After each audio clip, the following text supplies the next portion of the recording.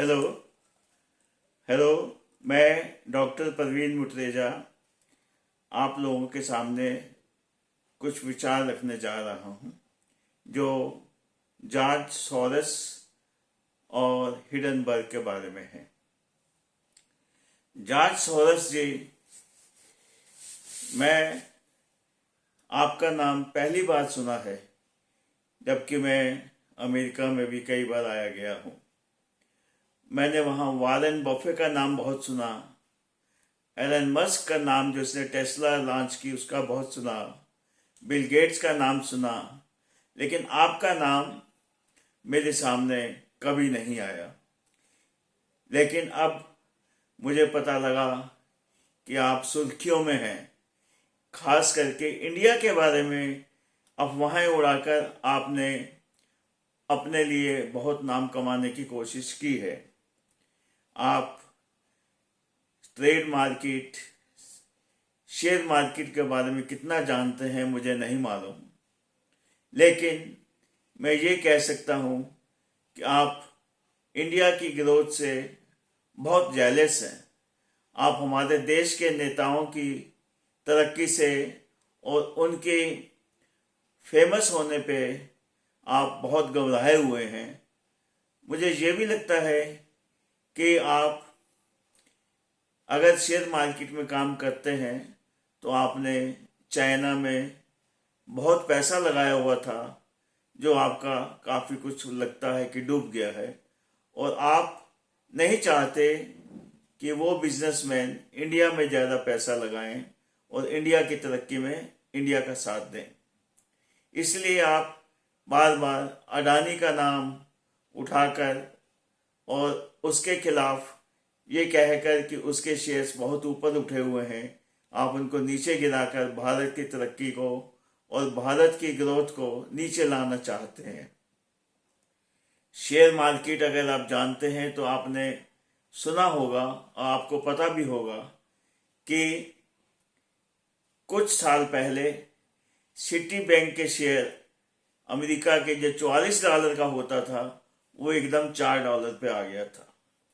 China mining corporation में जो dollar share 9.71 का होता था वो एकदम से 0.10 पे आ गया, और एक अलग कंपनी चाइना माइनिंग की जो थी उसका शेयर 0 पे आ गया।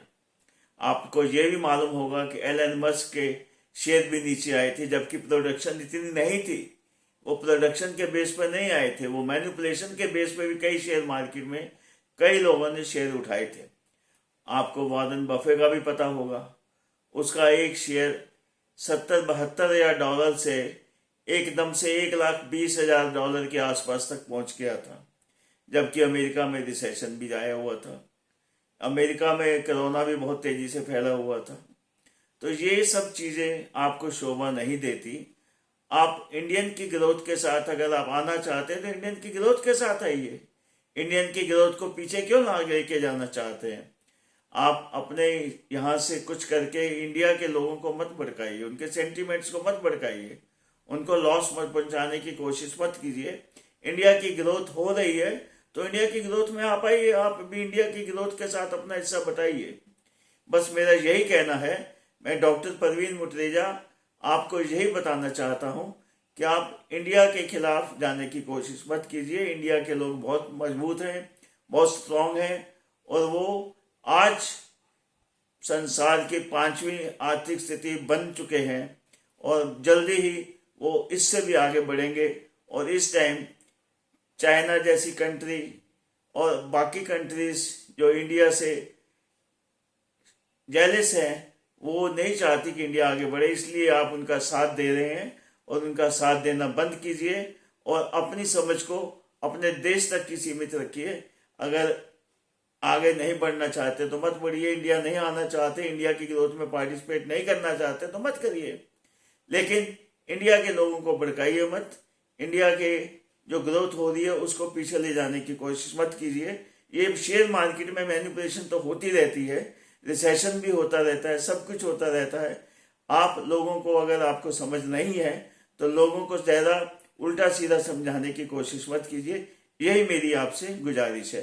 मैं डॉक्टर परवीन मुटरेजा आपसे अगर आप चाहो तो 1-to-1 बात कर सकता हूँ। मैं एडवोकेट हूँ सुप्रीम कोर्ट में, और मैं आपको और भी बहुत कुछ बता सकता हूँ, इकोनॉमी के बारे में भी और शेयर मार्केट के बारे में भी और कानून के बारे में भी।